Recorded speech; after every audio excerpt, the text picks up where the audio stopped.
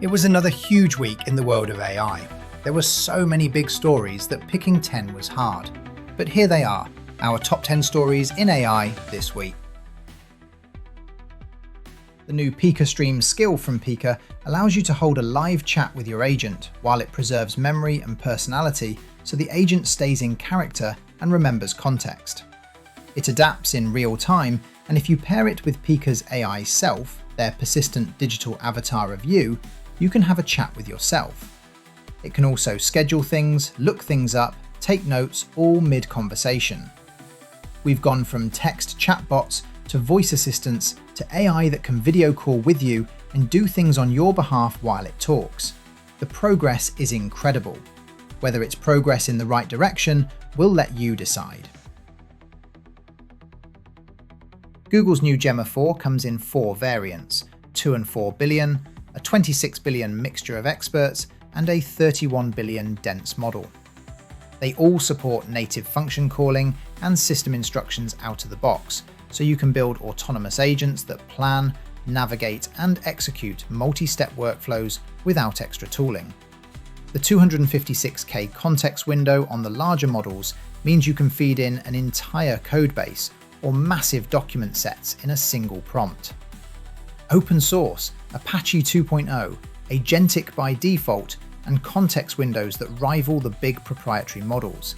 Google is making it very hard to justify paying for an API. Computer use has just been added to Claude Code. The feature works by controlling your mouse, keyboard, and applications directly, and taking screenshots when needed. Anthropic says Claude will always try the most efficient route first, using existing integrations for tools like Slack or Gmail. But when Claude Code does need to interact with something it doesn't have a connector for, it falls back to actually operating your desktop the way a human would, scrolling, pointing, and clicking around. The obvious application is testing. Tell Claude to run through a checkout flow, fill forms, apply discount codes, and screenshot each step. It does it by literally using the interface like a QA tester would. Apple has introduced a new CarPlay entitlement category specifically for voice-driven conversational apps. The integration is voice-only by design. No images, no text on screen, just buttons to mute and end the conversation. It's task-driven too, so it won't let you have open-ended chats while doing 70 on the motorway. This is the first AI chatbot to land on CarPlay, and it signals Apple's willingness to let third-party AI into one of its most controlled environments. The fact they built an entire new entitlement category for it suggests this won't be the last. ChatGPT in your car, but with a limited set of features. Will it be compelling enough to gain traction? Google's new Veo 3.1 Lite supports up to 1080p resolution, and it can generate synchronized soundtracks, ambient noise, and sound effects that match the visual action. It's not a stripped-down preview, it's a full-on API endpoint at budget pricing. Google is also cutting prices on Veo 3.1 Fast from April 7th, which suggests they're going all in on making video generation accessible to developers rather than keeping it as a premium feature. OpenAI just killed Sora. Runway is seemingly moving away from custom models. Is Google about to dominate the video space? The new Cursor 3 interface, developed under the codename Glass, lets you spin up multiple AI agents in parallel across repos and environments, locally, in work trees, in the cloud, or on remote SSH. You describe what you want built, and the agents handle it. There's also a design mode that lets you annotate UI elements directly in the browser, so you can point agents at exactly what needs changing. This is Cursor's direct response to Claude Code and OpenAI Codex, which have been pulling developers towards terminal-based agentic coding. Cursor is betting that developers still want a visual environment, just one where the agents do the typing. Anthropic have published new research that used interpretability techniques to identify patterns of neuron activations that represent emotional concepts like sadness or curiosity. When these emotion vectors are injected into Claude's processing, the model can sometimes recognize it before the emotion is even mentioned. It notices something unexpected in its own processing.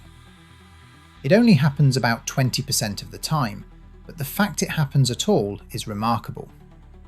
This builds on Anthropic's broader interpretability work, mapping millions of concepts inside models to understand not just what they say, but why they say it. Their constitution already acknowledges Claude may have functional versions of emotions. Whether or not these are real emotions is a philosophical question we're nowhere near answering. But the fact that this is even a question is quite astounding. OpenAI just raised $122 billion, the largest funding round ever. This values the company at $852 billion. SoftBank put up $30 billion, Amazon $50 billion, Nvidia committed $30 billion, and even Microsoft participated. The numbers are staggering, but so is the burn rate. OpenAI says it's generating $2 billion a month in revenue, $13.1 billion last year, but it's still not profitable. So this isn't a victory lap, it's fuel for what comes next. Infrastructure, compute, and staying ahead in a race that's getting more expensive by the quarter. TBPN has been around for about a year and a half, and it's grown fast. It's on track to make over $30 million in ad revenue this year. And now they've been snapped up by OpenAI.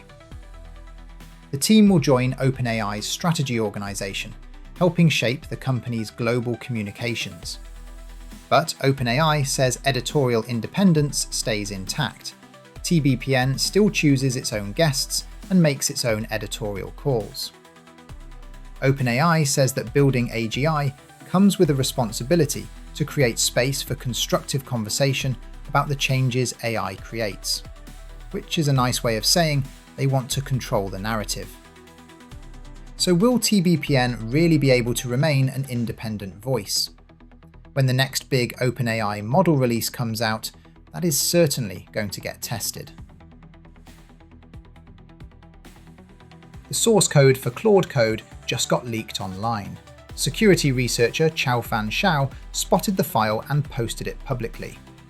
The archive contains the complete codebase behind Anthropic's CLI coding agent, including the system prompt and what appear to be references to unreleased features. It's a packaging mistake, not a breach, but the result is the same. This is the second Anthropic leak in a week. Just days ago, a misconfigured data store exposed roughly 3,000 unpublished blog assets, including details of the unreleased Claude Mythos model. 2 accidental exposures in 1 week. For a company built on the promise of safety and careful deployment, this is not a good look.